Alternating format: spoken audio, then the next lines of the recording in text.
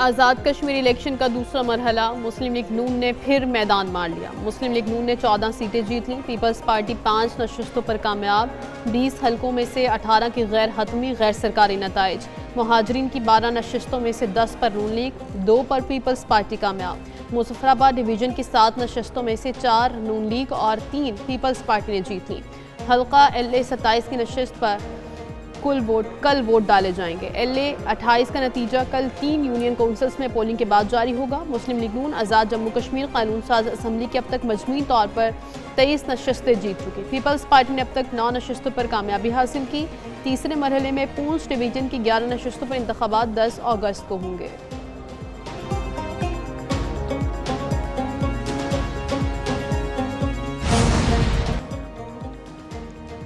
Azad Kashmir assembly کے انتخابات غیر حتمی نتائج کے مطابق LA 25 سے مسلم لیگ نون کے شاہ غلام قادر کامیاب، LA 26 سے پیپلز پارٹی کے میاں عبدالوحید جیت گئے، LA 29 میں پیپلز پارٹی کے مختار خان کامیاب، LA 30 سے نون لیگ کے مصطفیٰ بشیر جیت گئے، LA 32 میں نون لیگ کے راجہ فاروق حیدر کامیاب، LA 37 سے نون لیگ کی مریم جاوید جیت گئی، LA 39 میں نون لیگ کے راجہ صادق کی کامیابی، LA 41 میں مسلم لیگ نون کے عامر شاہ جیت گئے، LA 42 سے نون لیگ کے شوکت علی کامیاب، LA 43 سے نون لیگ کے محمد یاسین کامیاب، LA 44 میں مسلم لیگ نون کے محمد احمد جیت گئے، LA 45 میں پیپلز پارٹی کے عبدالماجد خان کامیاب۔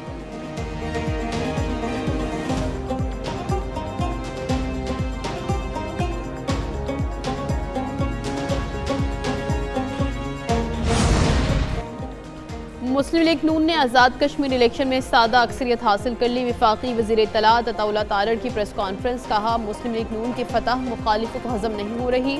شرجیل میمن نے بے بنیاد الزامات لگائے، دھاندلی کے ثبوت نہیں دیے۔ مشیر وزیر اعظم رانا ثناء اللہ نے کہا دوسرے مرحلے میں مسلم لیگ نون کو 14 نشستوں پر کامیابی ملی، مجموعی طور پر 45 میں سے 23 کا نمبر نون لیگ نے حاصل کر لیا۔ آزاد کشمیر میں شفاف انتخابات ہوئے، عوامی مینڈیٹ سے حکومت قائم ہوگی۔ نواز شریف کا کشمیریوں سے کیا گیا وعدہ پورا ہوگا۔ تیسرے مرحلے کے فوری بعد پارلیمانی پارٹی کا اجلاس بلایا جائے گا۔ وفاقی وزیر امیر مقام بولے انتخابات کے کامیاب انعقاد سے جمہوریت، کشمیری عوام اور ریاست کی فتح ہوئی۔ آزاد کشمیر کے عوام نے کارکردگی پر نون لیگ کو ووٹ دیا۔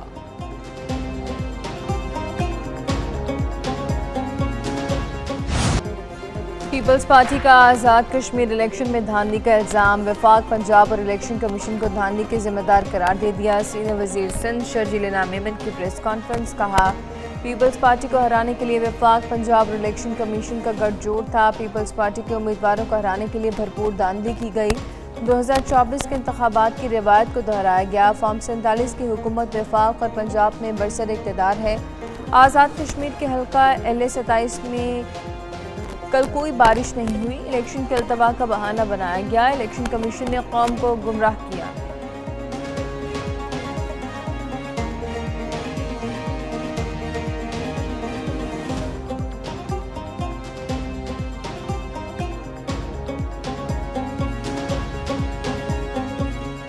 آزاد کشمیر الیکشن ہارنے والے لوگ دنگا فساد چاہتے ہیں۔ ہر الیکشن میں چھوٹے موٹے لڑائی جھگڑے ہو جاتے ہیں۔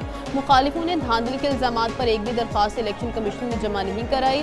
وزیر اطلاعات پنجاب اسما بخاری کی پریس کانفرنس، کہا آزاد کشمیر انتخابات میں مخالفوں نے دوسرے صوبے کے وسائل استعمال کیے۔ بلاول بھٹو کے کان میں جو ڈالا جاتا ہے وہی ویڈیو بیان میں بول دیتے ہیں۔ پیپلز پارٹی والے اپنی کوتاہیاں چھپانے کے لیے بلاول کو غلط معلومات دیتے ہیں۔ پیپلز پارٹی 18 سال سے سندھ میں برسر اقتدار، لیکن کارکردگی کچھ نہیں۔ کشمیر کے عوام نے مسلم لیگ نون کو کارکردگی کو ووٹ دیا۔ عوام نے انتشار اور فساد کی سیاست کو مسترد کر دیا۔ آزاد کشمیر کے عوام بھی وزیر اعلیٰ پنجاب مریم نواز کی کارکردگی سے متاثر ہیں۔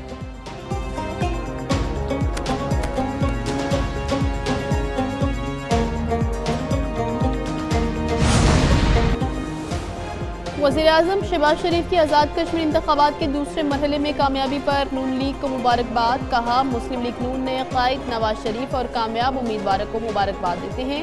کامیابی کا تسلسل نواز شریف اور مسلم لیگ نون کی ٹیم کی محنت کا ثمر ہے۔ لیگی قیادت نے آزاد کشمیر میں انتخابی مہم چلائی۔ الیکشن میں کامیابی عوام کے مسلم لیگ نون کی پالیسیوں پر اعتماد کا ثبوت ہے۔ عوام کی فلاح و بہبود اولین ترجیحات میں شامل ہے۔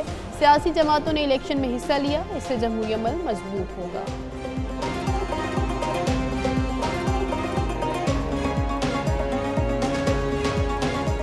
پھر برس پڑے مانسون کے بادل، کئی علاقوں میں ایک ہو گیا جل اور تھل۔ لاہور کے مختلف علاقوں میں طوفانی بارش، نشیبی علاقے زیر آب۔ مسلم ٹاؤن، جوہر ٹاؤن، سمن آباد، ہربنس پورہ، مغل پورہ، گڑھی شاہو میں پانی ہی پانی، سڑکیں اور گلیاں ندی نالوں کا منظر پیش کرنے لگی۔ ٹریفک کی روانی بری طرح متاثر ہوئی۔ سب سے زیادہ بارش شادی پورہ میں 56 ملی میٹر ریکارڈ۔ بارش کی وجہ سے لیسکو کے کئی فیڈرز ٹریپ، مختلف علاقوں میں بجلی کی فراہمی تعطل کا شکار ہو گئی۔ محکمہ موسمیات کی بارش کا سلسلہ وقفے سے جاری رہنے کی پیشگوئی۔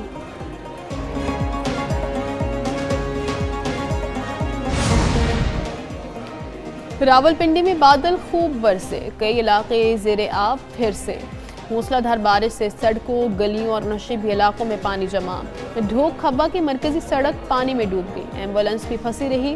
چکلالہ، کچہری اور لیاقت باغ میں 50 ملی میٹر بارش ریکارڈ۔ گرجا روڈ پر 6 سالہ بچی برساتی نالے میں ڈوب گئی۔ تلاش جاری، مانسرا کے علاقے جبوڑی میں کلاؤڈ برسٹ، 3 بچیاں سیلابی ریلے میں بہہ گئیں، 2 بچیاں جاں بحق، 1 کو بچا لیا گیا۔ فیصل آباد، گوجرانوالہ، اوکاڑہ، وزیر آباد، ساہیوال، پاک پتن، قصور میں بارش۔ گوجرانوالہ سمیت کئی شہروں میں اربن فلڈنگ کا خدشہ، مری، گلیات اور پہاڑی علاقوں میں لینڈ سلائیڈنگ کا خطرہ۔ دریاؤں میں پارٹ میں موجود لوگوں کو فوری محفوظ مقامات پر منتقل ہونے کی ہدایت۔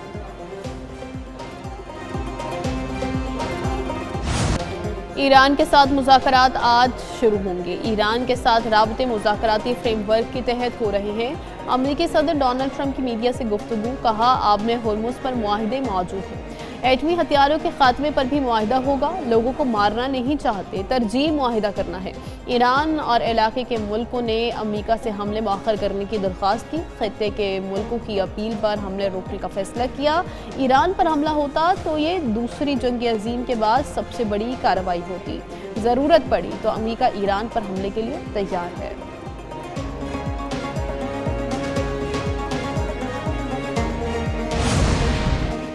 ایران نے امریکہ کے ساتھ مذاکرات کی خبروں کی تردید کر دی۔ ترجمان وزارت خارجہ اسماعیل بقائی نے کہا، ایران اس وقت امریکہ سے کوئی مذاکرات نہیں کر رہا۔ ایران اور عمان کے درمیان آب ہرمز کے عارضی محفوظ راستے پر بات چیت جاری ہے۔ مذاکرات صرف آب ہرمز کے عارضی محفوظ راستے سے متعلق ہیں۔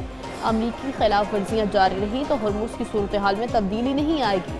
آب ہرمز میں بحران امریکی اور اسرائیلی جارحیت کا نتیجہ ہے۔ امریکہ کی ایران کے خلاف جنگ پورے خطے کے خلاف ہے۔ یہ جنگ خطے کے تمام ملکوں کی سلامتی کے خلاف ہے۔ امریکی فوجی موجودگی نے خطے میں عدم استحکام بڑھایا۔ خطے کے ملک کشیدگی میں مزید اضافے کو روکنا چاہتے ہیں۔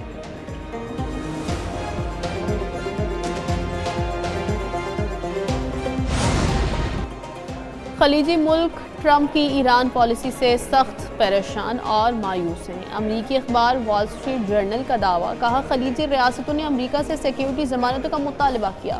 سعودی عرب تنازع کے سفارتی حل کو ترجیح دے رہا ہے۔ متحدہ عرب امارات ایران پر سخت امریکی کارروائی کا حامی ہے۔ جنگ کے بعد امریکہ کویت میں اپنی فوجی موجودگی کم کرنے پر غور کر رہا ہے۔ کویتی حکام نے امریکی دفاعی تعاون کو اپنے لیے ناگزیر قرار دیا۔ ٹرمپ نے جنگ شروع کرنے سے قبل خلیجی اتحادیوں سے مشاورت نہیں کی۔ ایران جنگ امریکی عوام میں غیر مقبول ہوتی جا رہی ہے۔